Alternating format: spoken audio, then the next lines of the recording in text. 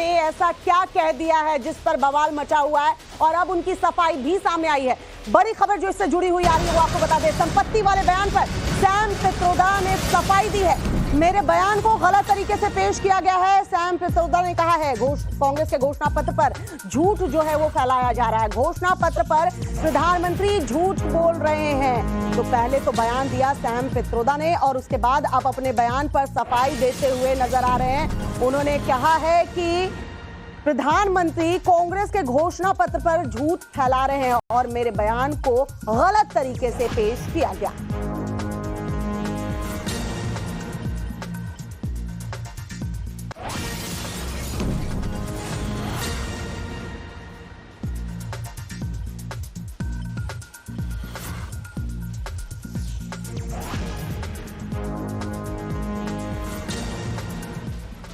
अब आपको ये जान लेना चाहिए कि कांग्रेस नेता सैम पित्रोदा ने क्या बयान दिया जिसको लेकर सियासत हो रही है, बवाल मचा हुआ है। दरअसल उन्होंने अमेरिकी कानून का हवाला दिया। कहा अमेरिका में भी अमीरों की संपत्ति बांट दी जाती है। मरने के बाद पिता की 45% संपत्ति ही बेटे को मिलती है, जबकि अमीरों की 55% संपत्ति पर सरकार जो है वो कब्जा कर लेती है। अमेरिका का एग्जाम्पल दे रहे थे, उदाहरण के तौर पर अमेरिका बताया कि ऐसा होता है। लेकिन अभी भारत में संपत्ति विवाद चल रहा है। कांग्रेस के मैनिफेस्टो को लेकर बवाल चल रहा है।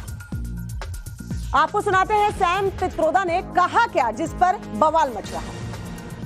Let me tell you, in America, there is an inheritance tax.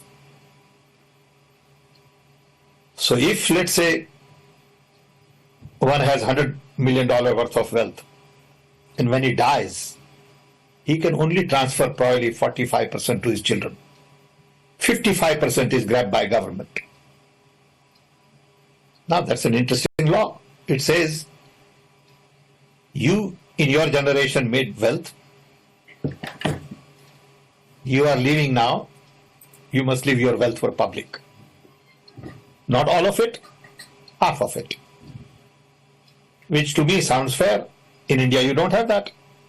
If somebody is worth 10 billion and he dies, his children get 10 billion. Public get nothing. And law says, you get half of it. Public gets half of it. So these are the kind of issues people will have to debate, discuss. I don't know what the conclusion would be at the end of the day.